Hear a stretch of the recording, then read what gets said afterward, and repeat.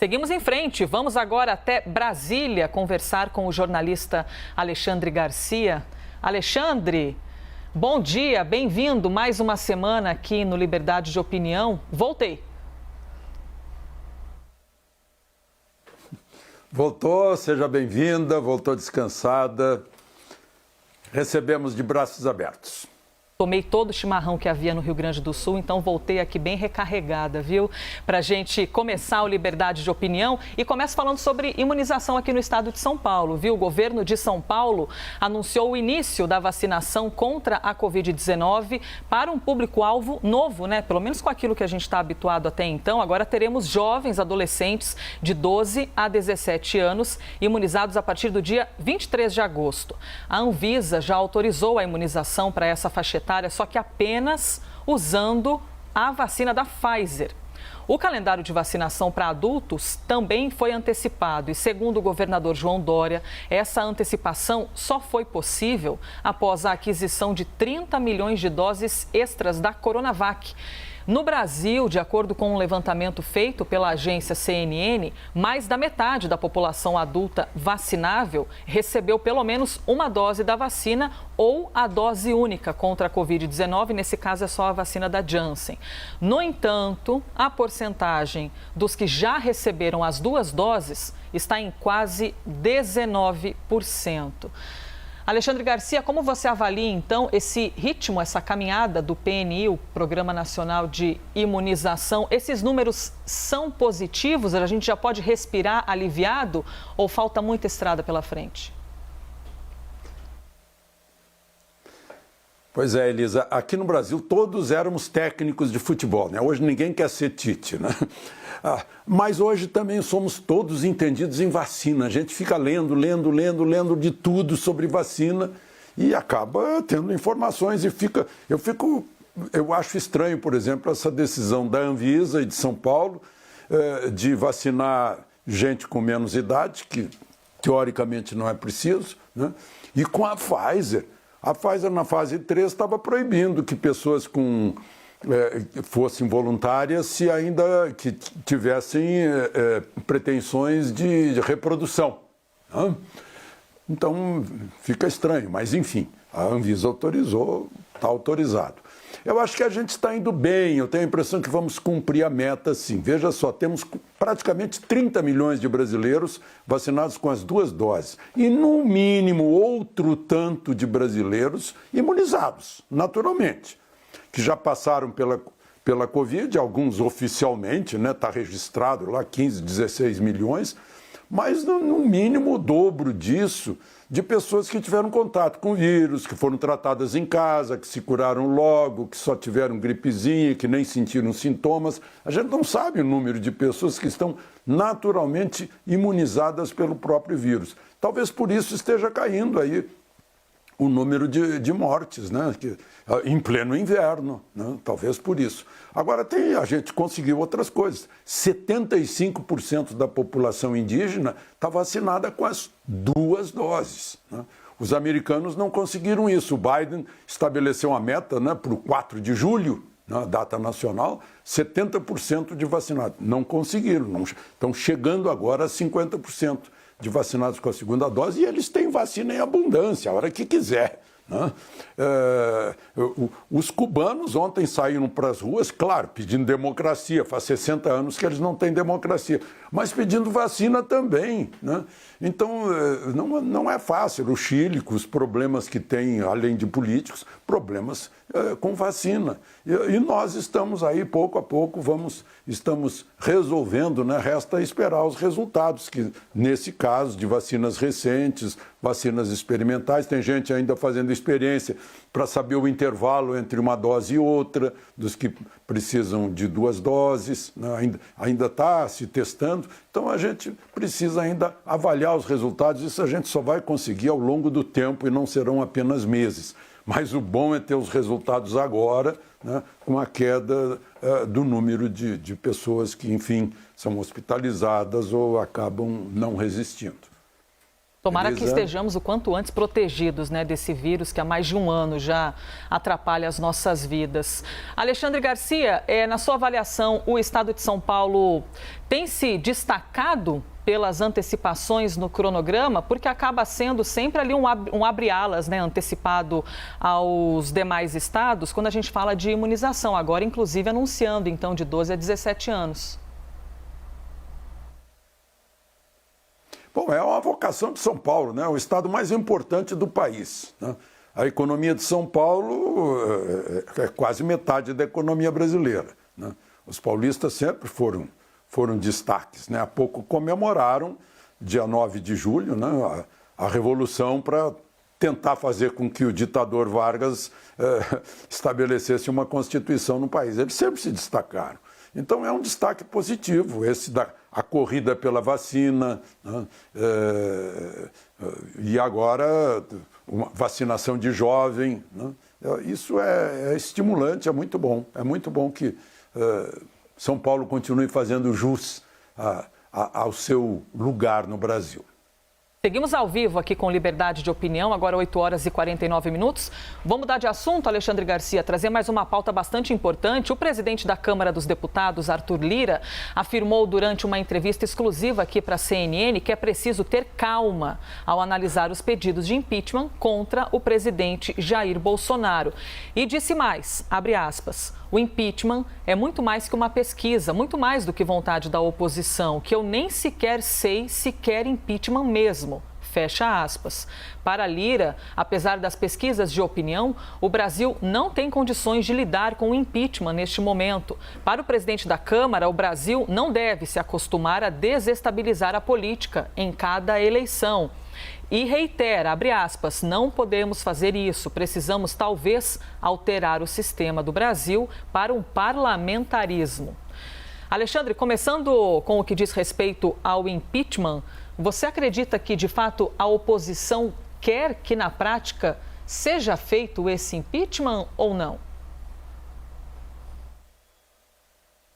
Bom, a oposição usa é mais um mote, uma palavra político-eleitoral. Eu diria até eleitoreira, porque o último happening da oposição, apresentando aí um arrazoado, a motivação de um último pedido de impeachment, que foi chamado de super pedido, feito por Associação de Juristas Brasileiros, gente, um fiasco, como o próprio Lira lembrou, né? Só tinha palavras, parole, parole, parole, mas não tinha materialidade, não tinha nada que mostrasse, olha, esta é a razão, bastava uma, né? Mas mostraram 21, se não me engano, mas coisas vazias, né? E depois precisa de número. São 200, 2/3 que diz a Constituição, que dá 342 votos em 513 favoráveis ao impeachment. Se não chegar, né, se a soma das abstenções, do votos em branco, ausência, né, e votos favoráveis a Bolsonaro chegar a 172, já não sai impeachment. Aí não pode mais falar no assunto. Então é melhor deixar o assunto em pé assim, como estão deixando o Ricardo Barros aí. Deixa no ar, para ficar falando, né? É isso que ele está observando, o Arthur Lira. Está cheio de pedido, agora não tem algo concreto, é a materialidade de que ele fala. Então é uma questão assim de política eleitoral, porque tem eleição no ano que vem, tem que ficar agitando isso. Aí a gente pode perguntar para o pessoal da oposição, vocês estão querendo o general Mourão? É isso, né? Então vamos cair na realidade, né? Eu sei que é muito bonito fazer essa fumaça toda, né? Fumaça nos olhos, para ver se as pessoas se enganam e tal, faz parte, é propaganda. Elisa? Alexandre, já que falaste das eleições aí do ano que vem, você acredita que, de certa forma, a oposição pode acabar perdendo um pouquinho de força caso ocorra o impedimento do presidente da República? Porque essa polarização poderia perder um pouquinho de temperatura, né? Bom, a oposição já está procurando candidato e não acha, né? Lula não se manifesta, seria candidato natural, está aí as pesquisas mostrando que ele está na frente, né? A encorajá-lo, né? Ou a preparar alguma coisa para o ano que vem, né? As pesquisas estão mostrando, as ruas não, mas as pesquisas estão, né? Então, e não temos notícia de terceira força, de centro, entrar, sempre foi, desde Collor versus Lula, né? Depois Lula versus Fernando Henrique, Lula versus Fernando Henrique, Lula versus Serra, Lula versus Alckmin, Dilma versus Alckmin, Dilma versus Aécio. Sempre tivemos essa bipolarização, essa polarização, desculpem, bipolarização é um pleonasmo, né? Essa polarização. Então, eu acho que vai ser isso que está se esperando aí, mas certamente se espera Bolsonaro versus, tá, ainda uma interrogação, né? Essa é a projeção que a gente pode ter para o ano que vem. E sobre um outro trecho, Alexandre, das palavras de Arthur Lira, eu até repito aqui o que ele disse a respeito do sistema político brasileiro, né? Lira falou: o Brasil não deve se acostumar a desestabilizar a política em cada eleição, não podemos fazer isso, precisamos talvez alterar o sistema do Brasil para um parlamentarismo. O que você tem a dizer sobre isso? É que na minha idade, Elisa, eu já vi esse filme, lá em 1961. Quando o Jânio Quadros renunciou ao meu primeiro voto à presidência, o Jango, João Goulart, estava na China comunista, que era o auge da China comunista. E aí não quiseram. Puxa, esse cara já está na China comunista, ainda vai assumir a presidência aqui. Jango voltou, foi para Montevidéu, o general Geisel pediu a Tancredo me contou isso, eu não li em lugar nenhum. Tancredo me contou num café da manhã. Tancredo foi lá convencer Jango a aceitar o parlamentarismo e ele veio no regime parlamentarista, que acabou não dando, porque o brasileiro não queria essa história de primeiro-ministro que fica enrolando, sai Hermes Lima, entra o Santiago Dantas, e vai o próprio Tancredo, e vai troca-troca, né? Toda hora trocando o chefe de governo, chefe de Estado, rainha da Inglaterra, sem mandar, né? Aí eu também acompanhei a feitura da Constituição em 87 e 88. E eu vi ser feito na Constituição um regime parlamentar de governo. Mas aí o presidente Sarney reagiu, né? E fizeram uma emenda presidencial. Então ficou um Frankenstein. E esse é o produto que a gente tem, em que o responsável pelo governo não tem os poderes para governar, que é o presidente da República. E quem tem os poderes para governar, que é o Congresso Nacional, não tem a responsabilidade pelo governo.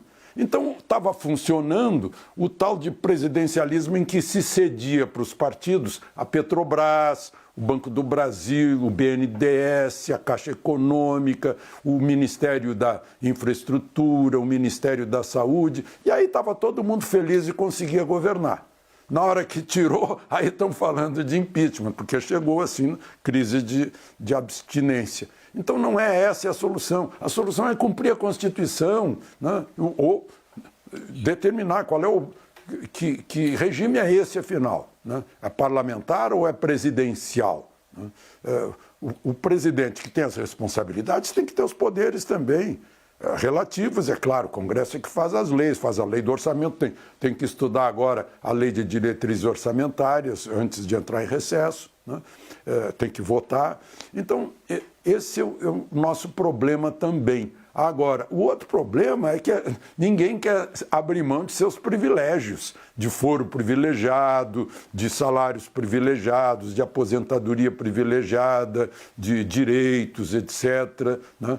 Temos aqui, nesse momento, será que é a República? A República foi baseada na divisão de 3 poderes. Está no segundo artigo da Constituição, fala nisso. Independência e harmonia entre poderes, e não está havendo isso. O judiciário está se intrometendo no executivo e no legislativo, e o legislativo aceita e o executivo obedece. Então, isso não é a República. Então, nós temos que achar o nosso caminho, senão a gente está oferecendo para nós mesmos e para os investidores externos insegurança institucional, política e jurídica. Elisa. Próximo assunto que a gente traz aqui no Liberdade de Opinião, o presidente Jair Bolsonaro confirmou que o deputado federal Luiz Miranda pediu um encontro com ele em Brasília, mas não entrou em detalhes sobre como teria sido a conversa com o parlamentar. Luiz Miranda, a gente lembra, foi o responsável por denunciar suspeitas de irregularidades na compra da vacina Covaxin pelo Ministério da Saúde. Bolsonaro disse durante uma entrevista à Rádio Gaúcha o seguinte, abre aspas, eu não me reuni. Ele pediu uma audiência para conversar comigo sobre vários assuntos. Eu não respondo sobre reunião. Eu tenho reunião com 100 pessoas por mês, dos assuntos mais variados possíveis. E eu não posso simplesmente, ao chegar qualquer coisa para mim, tomar providência imediatamente. Tomei providência nesse caso. Fecha aspas, palavras do presidente da República. Como você avalia, Alexandre, as declarações de Bolsonaro sobre Luiz Miranda? Bom, em primeiro lugar, Luiz Miranda insistiu, né? Insistiu com o ajudante de ordens, porque ele não tinha sequer o telefone do presidente da República, com o qual ele não tinha e não tem intimidade. Insistiu, acabou que o presidente aceitou, porque ele prometeu mundos e fundos de denúncias que ia fazer, né? Coincidiu que era o momento em que Ricardo Barros, líder do governo, havia avisado para ele, você não vai ser relator da reforma tributária como você quer. Né? E tinha o irmão lá no Ministério da Saúde. Bom, eu vou responder lendo aqui o que está no Poder 360. Luiz Miranda mudou versão sobre encontro com Bolsonaro depois de ir à CPI. Em live, o deputado desconversa sobre invoice, né?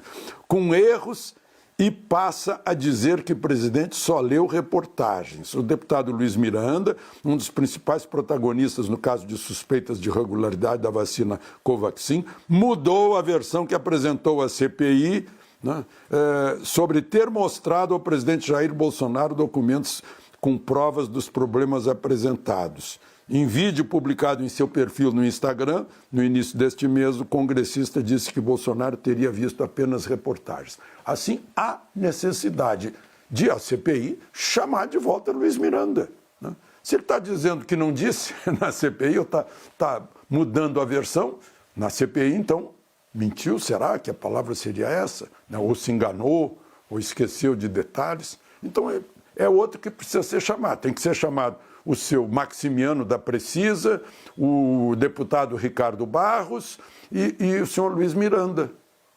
É necessário que esses três sejam chamados para esclarecer, enfim, muita coisa que a gente está esperando. Elisa? A gente, inclusive, quer ouvir a sua opinião a respeito dos trabalhos nos próximos dias sobre a CPI da pandemia, mas ainda acrescentando mais uma questão aqui, Alexandre, você acredita, bom, na sua avaliação, que o presidente deveria prestar ainda mais esclarecimentos sobre esse contato com o deputado Luiz Miranda ou o que tinha para ser dito já foi dito? Eu acho que é o Luiz Miranda que tem que se explicar depois de tudo isso, né? E o Luiz Miranda é uma figura conhecida aqui em Brasília, conhecida na Flórida, né? Enfim, parece que a CPI aceitou porque ia contribuir para recuperar a audiência que estava perdendo, né? Eu acho que o Luiz Miranda está precisando e merecendo ser chamado na CPI para esclarecer, afinal, o que foi que houve. Ficou no ar isso. Elisa? Vamos então entrar aqui nos trabalhos da CPI. O presidente da Comissão Parlamentar de Inquérito da Pandemia, Omar Aziz, disse à CNN que o presidente do Senado Federal, Rodrigo Pacheco, informou que vai fazer na próxima terça-feira, ou seja, amanhã, dia 13 de julho, a leitura de requerimento que garante a extensão da comissão até o mês de outubro. Mas Omar Aziz diz que Pacheco mantém a posição de cumprir o recesso parlamentar caso a lei de diretrizes orçamentárias seja votada. A expectativa, então, é de que a proposta seja analisada nesta quinta-feira. Como você avalia, Alexandre, a possibilidade de extensão da CPI durante esse período de recesso parlamentar? Não é o presidente do Senado, Pacheco, que diz que se encerra. É a Constituição, né? Agora, tem a mania agora de regulamento Supremo, um juiz do Supremo, o regulamento interno é mais do que a Constituição, uma maluquice, até mais que cláusulas pétreas, né?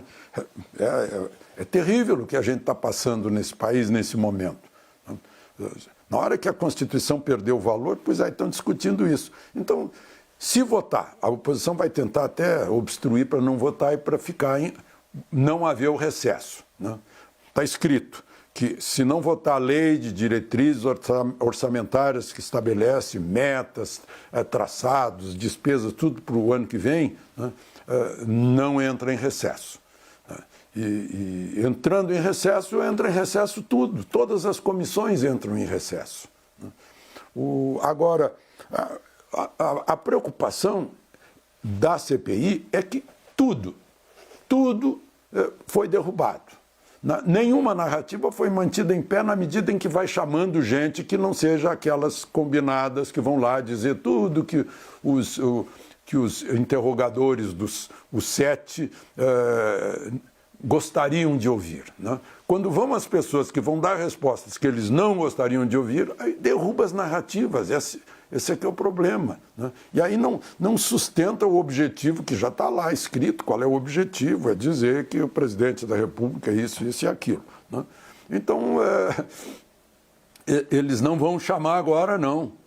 Porque se chamar, esgotou-se, não tem mais nada para fazer e não prorroga. E o sonho deles é prorrogar. Para eles está sendo bom, eles acham.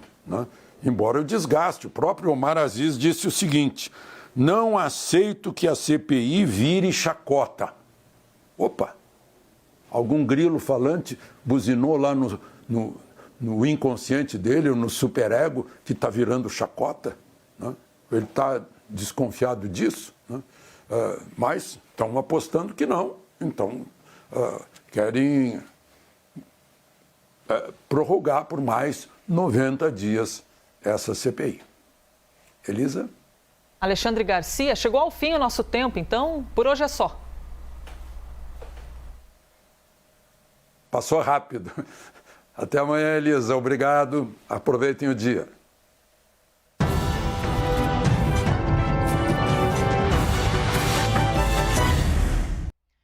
Sempre importante lembrar e reiterar aqui para você que nos acompanha na CNN Brasil que as opiniões emitidas pelos comentaristas do quadro não refletem necessariamente a posição da CNN.